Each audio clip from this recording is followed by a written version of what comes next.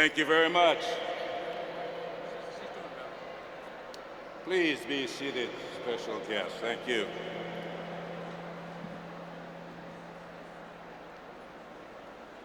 Thank you very much. You know, it's interesting about what certain things do. It's been so noisy out here all night. I was wondering if you would ever get the decibels low enough for us to listen to our two special guests. It is my great honor as chair for this year's annual legislative conference to present to you a man who has demonstrated time and time again his tremendous creativity, his tremendous energy, his tremendous compassion. Ladies and gentlemen, it is my great pleasure to present to you the Vice President of the United States, Albert Gore.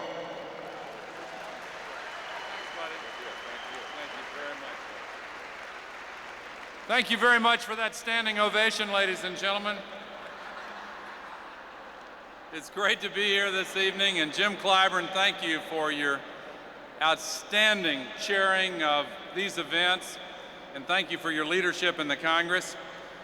Congresswoman Maxine, and I want to introduce or acknowledge Jim's wife, Emily England Clyburn, and his daughter, Mignon. And I want to acknowledge, I'm going to present her in a few moments, but I want to acknowledge the chair of the Congressional Black Caucus, Maxine Waters, and her husband Sidney and her daughter Karen. Also, LeBaron Taylor, chair of the Congressional Black Caucus Foundation, and his daughter Tiffany is here. And to all of the members of the Congressional Black Caucus, congratulations on the most successful CBC weekend ever. It's been great.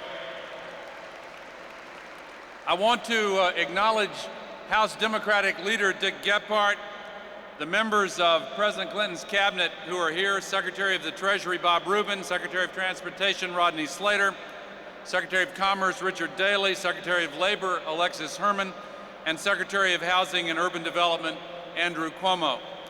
I'd like to recognize some of the distinguished guests that are in the audience. The Reverend Jesse Jackson is here, ladies and gentlemen. Dr. Dorothy Height, President of the National Council of Negro Women. Eddie Williams, President of the Joint Center. Mrs. Coretta Scott King. Mrs. Merle Edgar Williams. Kwesi Mfume, CEO and President of the NAACP, is here. Former Mayor David Dinkins and former Mayor Sharon Pratt Kelly. Mayor Marion Barry. And now, ladies and gentlemen, I know that some of those on the other side may not be able to hear this, but I would like to make special note of the fact that a close friend and former colleague of mine and a good friend to many of you here, former Congressman George Crockett of Detroit, died this week. And I would like to ask you all to join in a brief moment of silence in this part of the auditorium in his memory.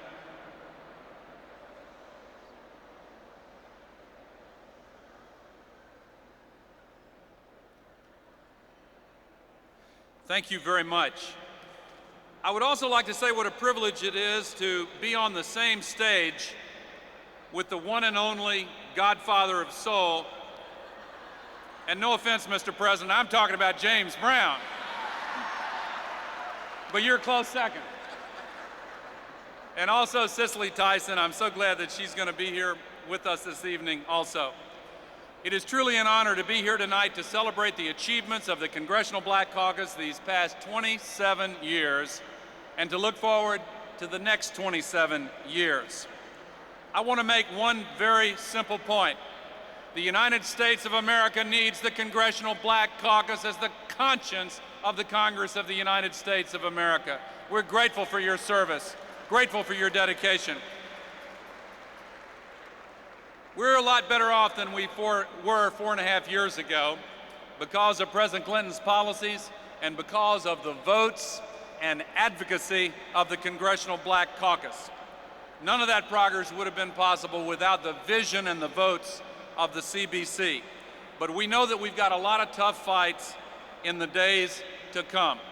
It matters to have a president who cares about inclusion and opportunity. When we were in the backstage room coming out here, I jotted down the following list. I'd like you to listen to this briefly. President Bill Clinton, in his first term and his second term put together, has broken new ground. You hear a lot about non-traditional posts and all that. President Bill Clinton has nominated and appointed to serve an African American as head of the Office of Management and Budget, the Department of Transportation, the Department of Labor, the Department of Commerce, the Department of Agriculture, the Department of Energy, the Department of Veterans Affairs, the Drug Control Office, the Nuclear Regulatory Commission, the Federal Communications Commission, Secretary of the Army, Secretary of the Air Force, Head of the Centers for Disease Control, Surgeon General, Solicitor General, Head of the National Park Service, Deputy Attorney General, Head of Food and Nutrition, in charge of Customs, Secret Service, ATF, and the list goes on. He's had the first White House conference on Africa. This is a president who is attentive to and cares about the concerns of African Americans in this nation.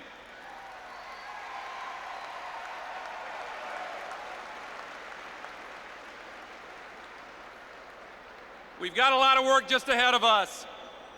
With this president and with the Congressional Black Caucus, we're going to get it done. Now, ladies and gentlemen, I was supposed to just sit down here and let your chair come up here, but I want to seize the privilege of introducing, or rather presenting to you, an individual who has shown such incredible dedication and energy as chair of the Congressional Black Caucus. Those who know her expected it, but she has exceeded even those high expectations. Later on, we're going to hear from the hardest working man in show business. I give you now the hardest charging, hardest working woman in politics, Congresswoman Maxine Waters.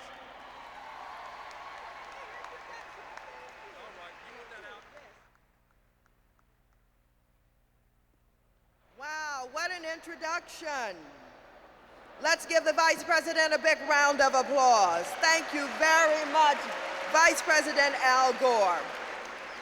Ladies and gentlemen, not too many people will ever have the opportunity to introduce the President of the United States of America.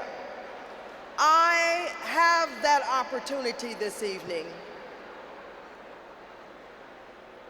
And I would like for you to just quiet down for a moment and allow me this opportunity, because the leader that I am about to introduce is known throughout the world as being one of the most brilliant elected officials the world has ever known. It is not enough to say he is talented. It is not enough to say he is energetic. He is the most accomplished and the most successful president this nation has ever had.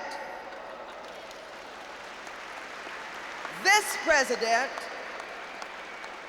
makes tough decisions, defies the odds, challenges old directions, does not look backward to the past, but he leads with new and bold and creative approaches. When they said to him, "Mr. President, it is not the political thing to do to embrace affirmative action. Its time has come and gone. You must distance yourself from it," the president said, "I will not do that." The president said, "Yes, There are some soft spots. We shall mend affirmative action. We will not end affirmative action. Give him a big round of applause.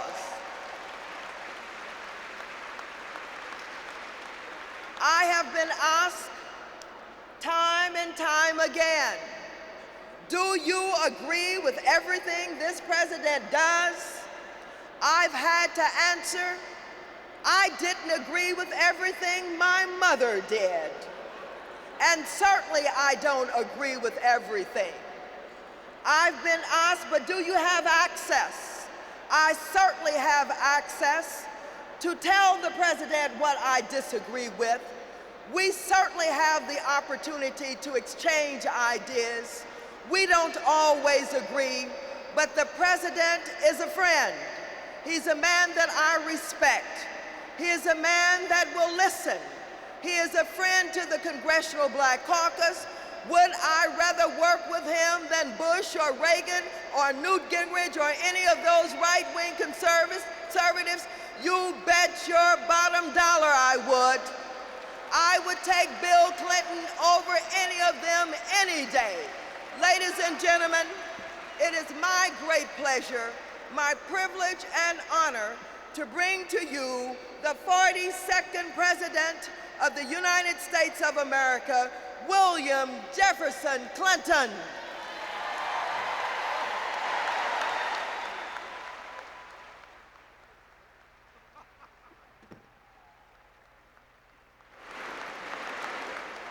Thank you. Thank you very much. Congresswoman Waters, every time you get up to speak, I'm always all ears. When you introduce me, I'm certainly all ears. I'm never quite sure what you're going to say, but I'm absolutely sure you will say what you think. Maxine Waters is my kind of public official. I've been to her district several times with her. She knows the people in the street, the people on the corners. She cares about the people that other people forget.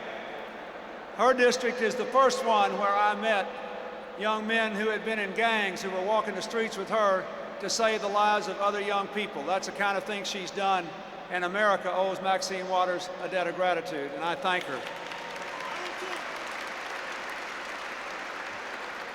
I want to congratulate Congressman Clyburn and LeBaron Taylor and all of you who are responsible for this event tonight. I was glad to be here too with Congressman Gebhardt and with all the distinguished members of the audience. I see Kwesi Mfume there and Mrs. King and Mayor Berry, Dr. Haidt, Reverend Jackson. I'm always glad to see you, and I think I speak for many of us here when we say that you and your family and your mother in our prayers, sir. God bless you. And thank you for the magnificent job you did leading, along with Secretary Slater, the American delegation to the African Economic Summit in Zimbabwe.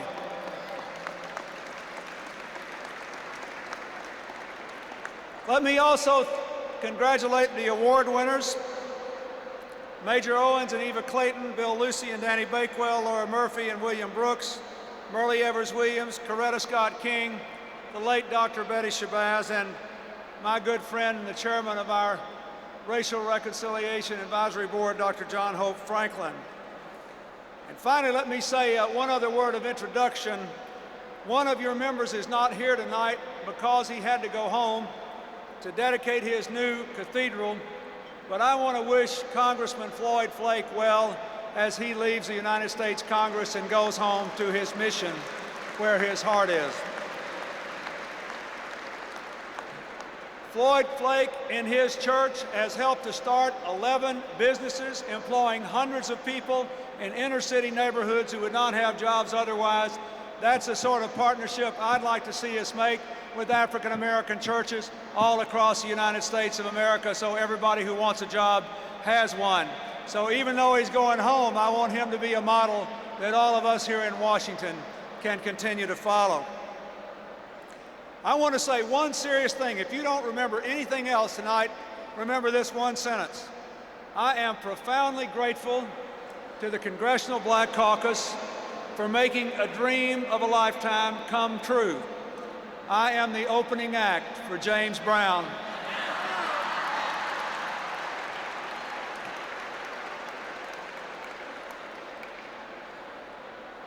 One of James Brown's songs, he says, "I don't want nobody to give me nothing. Just open up the door, I'll get it myself."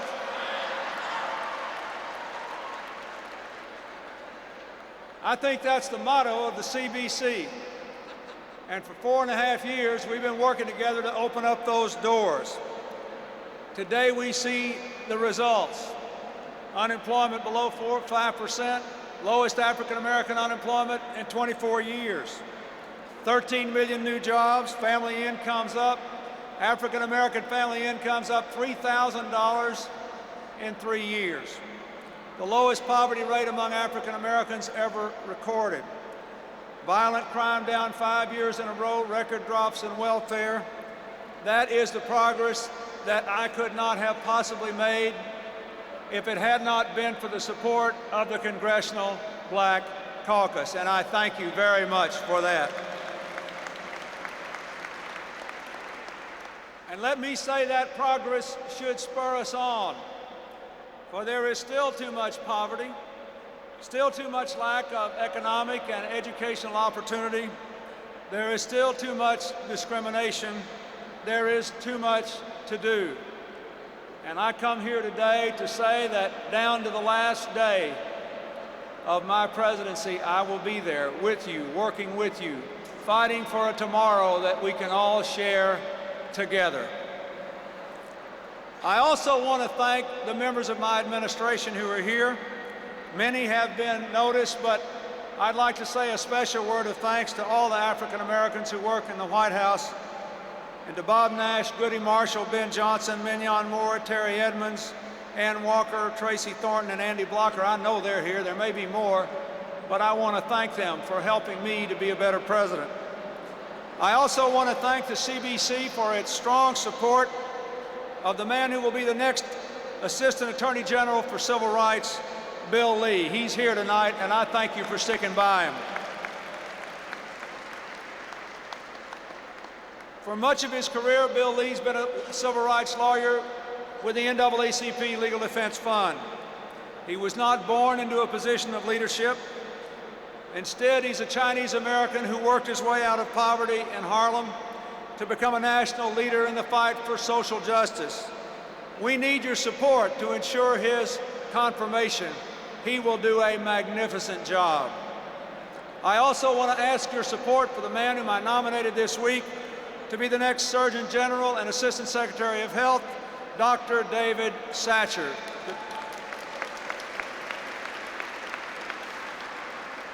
Finally, let me say, as the Congress comes back after its recess, I ask for your support to get from this Congress the money that was promised for the priorities we fought so hard for in the balanced budget agreement.